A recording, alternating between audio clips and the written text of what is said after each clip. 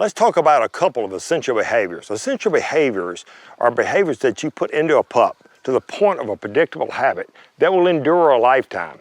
We're talking about sit, stay, and recall. Sit and stay is two different things. And over a period of time, through repetition and consistency, the puppy learns to distinguish between the two different commands. And recall, that's the puppy coming to you.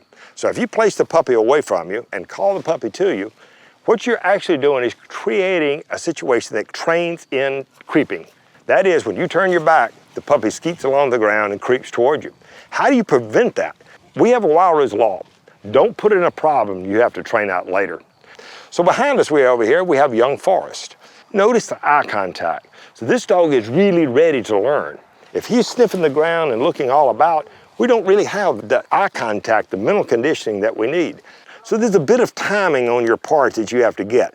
The command goes sit, the pressure comes on the lead very lightly. That's a little discomforting to the pup. The puppy sits, the lead goes away. Pretty soon you can say sit without lead pressure, the puppy sits. Notice the eye contact as she moves side to side, now it's sit. She makes a little correction, lifts on the lead. Step toward the pup, lift on the lead if he were to move. Now we're starting to teach sit. As the puppy does the behavior, that's when you give them the cue or the command, sit. Don't stand in front of your young pup and saying sit, sit, sit. He hasn't a clue what you're talking about. And quickly the puppy is going to associate turning that lead pressure off that I can avoid the whole thing by simply sitting before the lead. Eye contact is still good. If he were to start breaking eye contact after 2 to 3 or 4 minutes, maybe the session's over. Always in on a wind and always in when the puppy is really interested in what's going on. If he starts becoming distracted, you're really training your puppy not to pay attention. So through repetition and consistency, if you do things wrong, guess what? You're training the puppy to do exactly what you didn't want. Now we're going to move in side to side. Let's see if we can drop the lead and take 2 steps away. Hand signal says stay, body language says stay. She's maintaining absolute eye contact. Also notice there's no distractions out here. Put the kids up, no other dogs. When you're teaching a new command to a puppy, you need complete attention. Focus all the time. Now how are we going to teach recall if we don't call a puppy to us and create a creeper? We're going to use young Forest and teach him what we call reverse heel. Notice we're working the edge of the road. It can be a paved road, it can be a gravel road, it could be a curb. This creates a psychological barrier for the pup.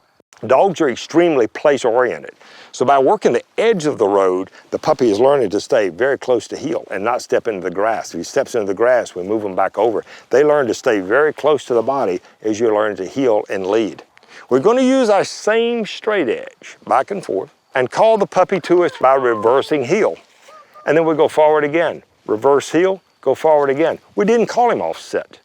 So therefore, we're not putting in a behavior that we're going to have to undo down the road. If you want to use your command, you'll assign your command then as he's doing it. Here, here, here. Or if you want to use your whistle, it's here.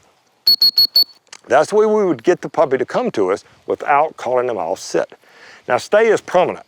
If we leave the puppy at stay, as we're about to do, and Danielle's going to walk away and tell the puppy to stay, then she's going to walk back to the heel position and now there's a correction. Good. Showed you how to make the correction. Very nice. Now if you drop that lead and take a step away, what happens? The puppy moves. Puppies communicate primarily through body language. So we have to make the command more important. Dogs don't talk. So now we have to get this stay more important than us stepping away. So we want to be able to step away from our pup. 1 step without the puppy moving. Then it's 2 steps.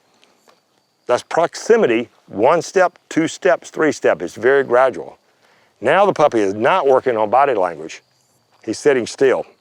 This time don't say anything, drop your hands, no hand signal, and walk away, and let's see what happens. He moves. So our puppy's not yet moved away from body language. He's still watching more body language than he is the command. The puppy's showing a bit of fatigue now, losing a bit of attention. So we want to put him up on a win. We want to consider sit, stay, and recall as an essential behavior that's going to endure a lifetime. So get it right from the start and build a predictable habit.